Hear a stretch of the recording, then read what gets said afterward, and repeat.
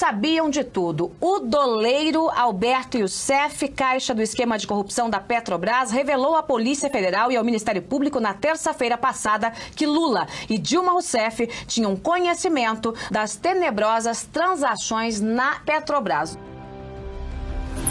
Em uma competição de licitações, em troca de ajuda na liberação de projetos, as empreiteiras pagavam propina para executivos da Petrobras, funcionários públicos e políticos de diversos partidos.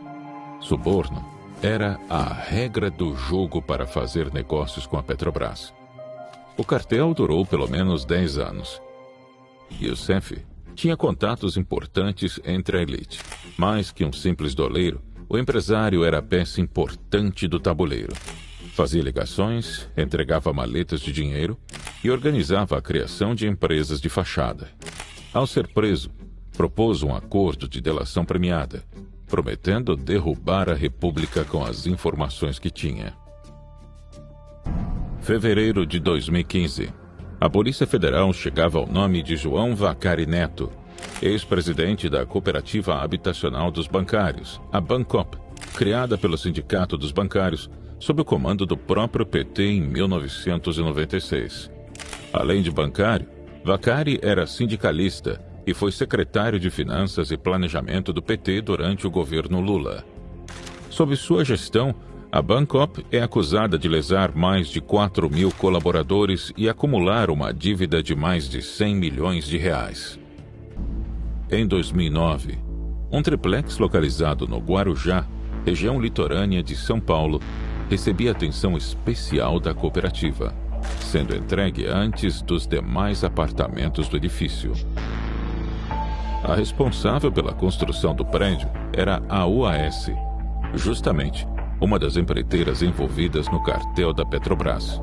O fato chamou a atenção dos procuradores. 20 de abril de 2017. Em Curitiba, o depoimento do empresário Léo Pinheiro muda o destino do ex-presidente Lula na Lava Jato. O sócio da construtora OAS diz ao juiz Sérgio Moro que Lula era o verdadeiro dono de um apartamento triplex em Guarujá, no litoral de São Paulo. Eu tinha orientação para não colocar a venda que pertenceria à família do presidente.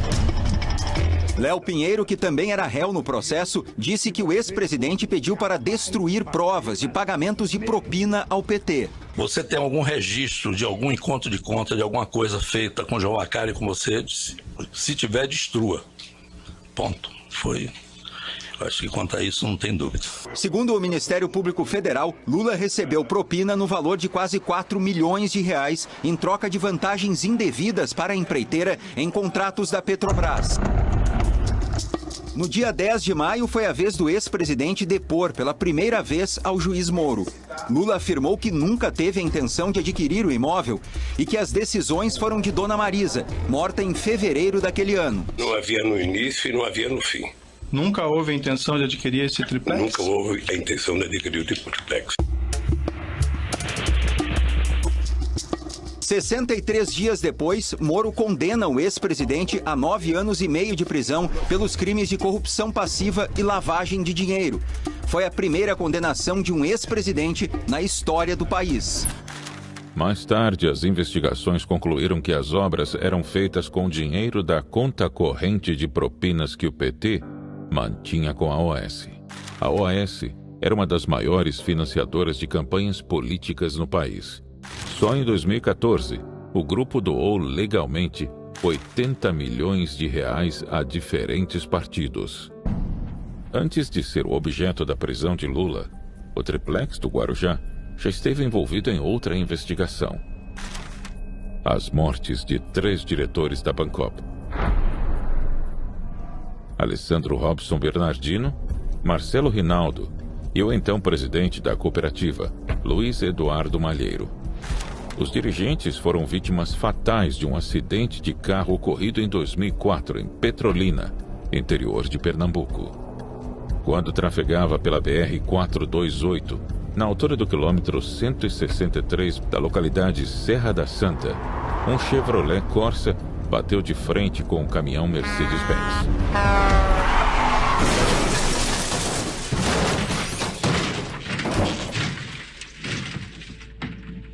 O automóvel alugado era dirigido por Marcelo, que teve morte instantânea.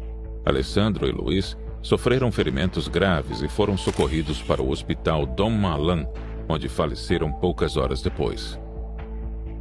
Os empresários retornavam de uma visita à Feira Nacional da Agricultura Irrigada e dirigiam-se a uma fazenda próxima da região. O caminhão viajava em sentido contrário e era ocupado por 3 pessoas, não tendo nenhuma delas sofrido qualquer ferimento. Segundo a polícia, eram comerciantes que se dirigiam à Petrolina para comprar frutas. Bancop, a responsável pela construção do prédio do triplex no Guarujá, também funcionava como grande financiadora das campanhas petistas. A transferência para o partido, segundo a investigação, era feita por meio da prestação de serviços pagos em dinheiro vivo. Tem pagamento da Bancop para Centro Espírita, para Pesque e Pague e empresas de fachada. Não tem a menor dúvida de que tudo isso é desvio, afirma a Folha o promotor José Carlos Platt. O Ministério Público de São Paulo investiga suposto desvio de dinheiro da Cooperativa Habitacional dos Bancários de São Paulo para o Caixa de Campanhas Eleitorais do PT. Detalhes da investigação foram publicados na reportagem de capa da revista Veja desta semana. As irregularidades denunciadas pela revista têm origem numa quebra de sigilo da Bancop. Pelo esquema mostrado pela revista, a cooperativa recebia notas frias de empresas e pagava os serviços que não eram prestados com cheques nominais. As empresas descontavam os cheques no caixa do banco e entregavam o dinheiro para dirigentes da Bancop. Um deles, João Vacari Neto, na época também presidente do Sindicato dos Bancários de São Paulo e hoje tesoureiro do PT. Constatamos que pelo menos uns 30 milhões de reais foram sacados na boca do caixa pela Bancop. Há evidências fortíssimas de que o dinheiro foi desviado para campanhas eleitorais do Partido dos Trabalhadores a partir de 2002. E foi justamente com Lula que 3 executivos da Bancop se encontraram no dia de suas mortes. Os empresários voltavam da Feira Nacional da Agricultura Irrigada, onde, além de participar do evento, tiveram um encontro com Lula. O motivo da reunião seria cobrar o valor referente a uma quantia desviada do banco para a campanha presidencial de 2002. O calote refletiu nas finanças da Bancop, que teve que interromper suas obras. Foi nesse contexto que os 3 executivos morreram em um acidente de trânsito em 12 de novembro de 2004. Hélio Malheiro disse em depoimento que o acidente era, na verdade, uma queima de arquivo. Segundo ele, o corpo de seu irmão e dos outros 2 diretores foram levados a São Paulo de avião, acondicionados em urnas lacradas, sem ao menos passar pela perícia do IML.